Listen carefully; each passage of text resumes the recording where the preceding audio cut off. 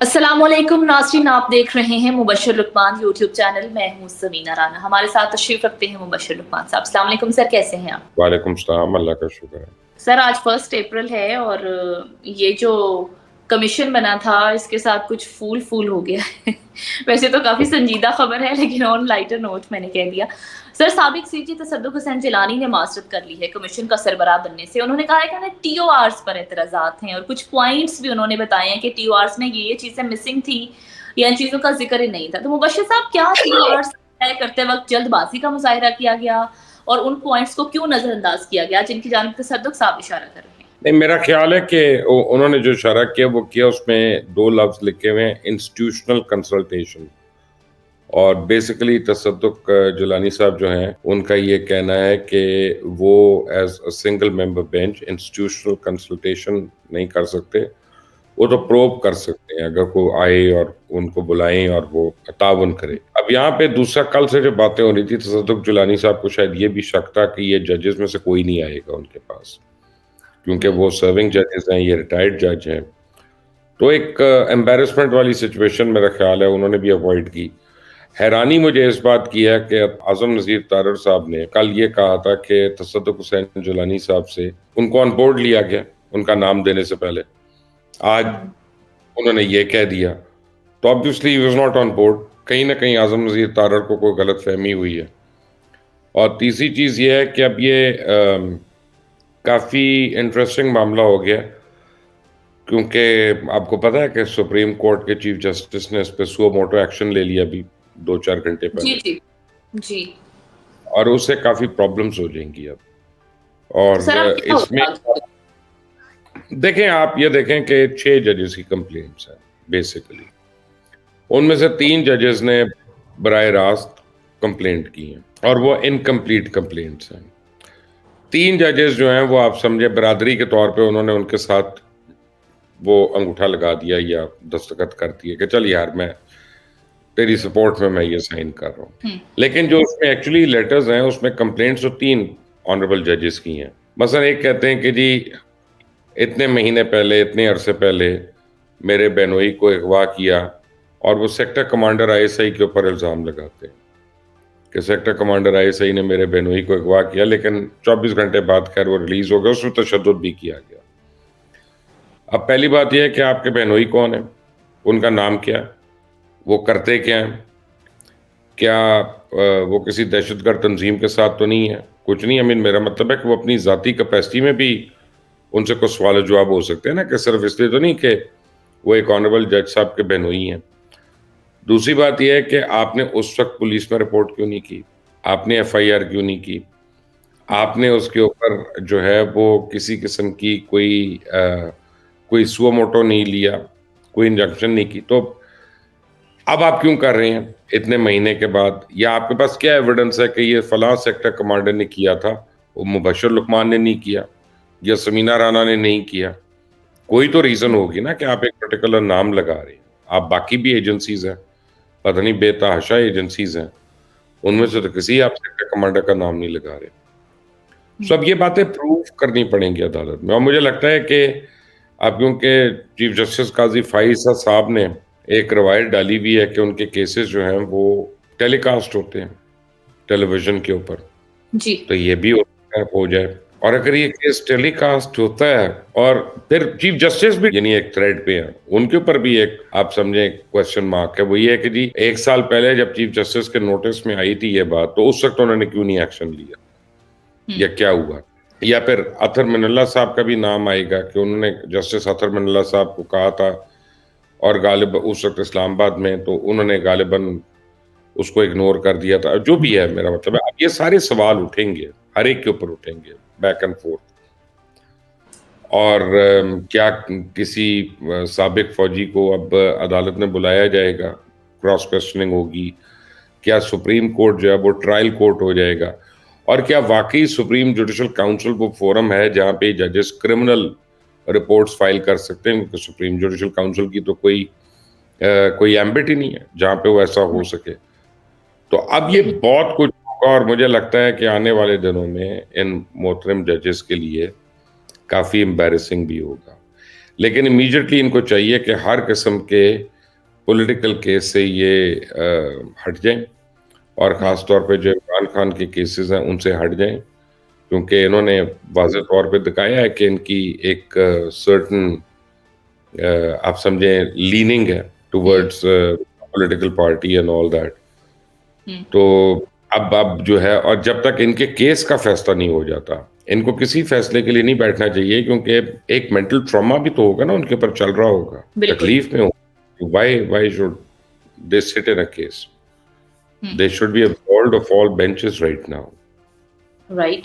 تو مبشر صاحب، کمیشن کی انکوائری کے لیے کوئی اور کسی اور سربراہ کا نام زیر غور ہے؟ کوئی نام اگر آپ تک پہنچا ہو؟ آپ تو بیکار ہو گیا نا اب تو، کیونکہ سپریم کورٹ کے چیف جسٹس نے سو موٹو لے لیا. یہ جسٹس تصدق جیلانی صاحب نہ بھی معذرت کرتے تو میرا خیال ہے سپریم کورٹ کو یہ کہنا پڑتا کہ یہ کمیشن جو انکوائری کرے اور انکوائری سپریم کورٹ کو سبمٹ کرا دے، کیونکہ اب اوپر ایک بینچ بن گیا ہے. تو اب جو ہے وہ کوئی اور کمیشن بننے کی کوئی گنجائش نہیں رہ گئی. اوکے. اب جو دودھ کا دودھ اور پانی کا پانی ہے وہ ہو کے رہنا. یہاں پہ وہ لوگ محاورہ کرتے ہیں نا استعمال، دال میں کچھ کالا ہے، یہاں مجھے دال تھوڑی لگتی، کالا زیادہ لگ رہا ہے. اور وہ کہتے ہیں جٹ اور بجو دی لڑائی ہونی ہے، وہی جانن تے سانو کی. تو اب ہم چپ کر کے دیکھ رہے ہیں سانو کی. تو والا ایسا رائٹ.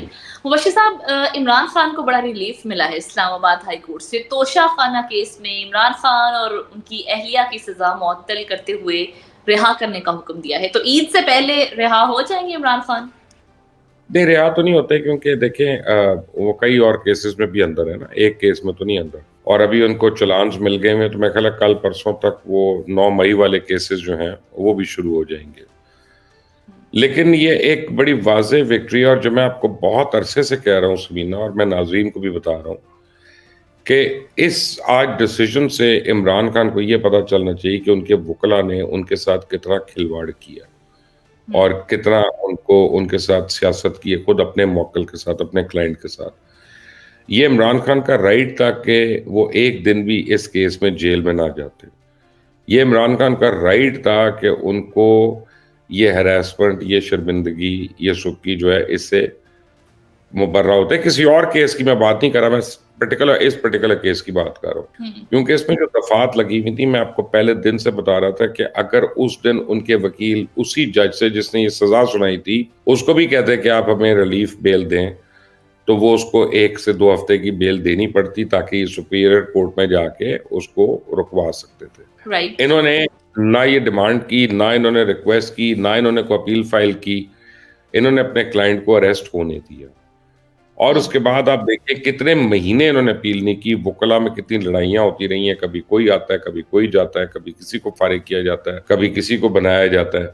ان وکلا کی دکان جو ہے وہ ٹک ٹاک پہ سجی ہوئی ہے، وہ فیس بک پہ سجی ہوئی ہے، وہ پریس کانفرنسوں میں بنی ہوئی ہے.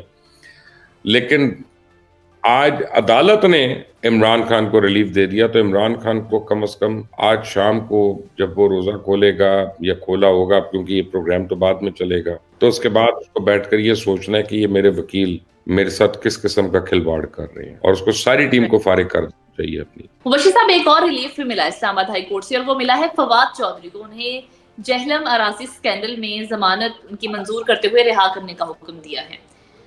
اس ریلیف کو کیسے؟ یہ irrelevant ہو گیا، وہ دھوبی کا کتا ہے، نہ گھر کا نہ گھاٹ کا. وہ نہ پی ٹی آئی کا رہا، نہ پی ٹی آئی سے باہر کا رہا. اس کو پی ٹی آئی والے بھی گالیاں دے رہے ہیں، باہر والے تو دے ہی رہتے پہلے. وہ ساروں کے سامنے ایکسپوز ہو گیا، اور اس کا ابھی تو اس کے بھائی کی اور اس کی بیوی کی لڑائیاں چل رہی ہیں. وہ پہلے ذرا اپنے گھر والوں کی لڑائیاں بکٹ لے. پیسوں کا مسئلہ ہے بیچ میں، پیسے قائم ہیں سارے، تو اب وہ بندر بانٹ نہیں ہوئی ہوگی صحیح. He's irrelevant totally. تو سر، اگر پی ٹی آئی والے بھی انہیں پسند نہیں کرتے تو باہر نکل کے وہ کسی اور پارٹی میں بھی تو جا سکتے ہیں نا. یہ تو ان کا ٹریک، پارٹیز بدلنا تو ان کی عادت ہے. دھوکہ دینے والوں کی، گرگٹوں کی، رنگ بدلنے والوں کی دنیا میں زیادہ دیر ویلیو نہیں ہوتی. جب یہ ایکسپوز ہو جاتے ہیں تو پھر یہ ایکسپوز ہو جاتے ہیں. رائٹ.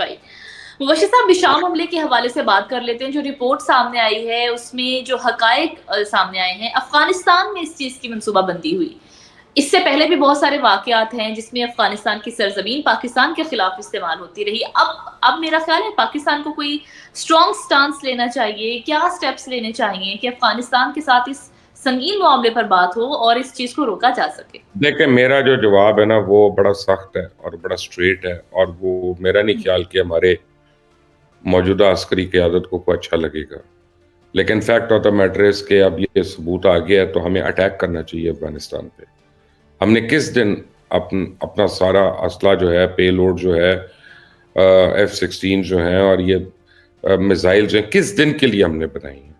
اگر پاکستان کے اوپر حملے ہو رہے ہیں, پاکستان شہریوں کی جانے جا رہی ہیں, پاکستان میں آئے ہوئے چائنیز کی یا اور فورنرز کی جانے جا رہی ہیں, اور اسے پاکستان کو ہر قسم کا نقصان ہو رہا ہے, سبکی ہو رہی ہے, شرمندگی ہو رہی ہے, تو پاکستان کو اس کا سد باب بھی کرنا ہے. صرف اس کی مذمت کرنے سے کچھ نہیں ہوگا.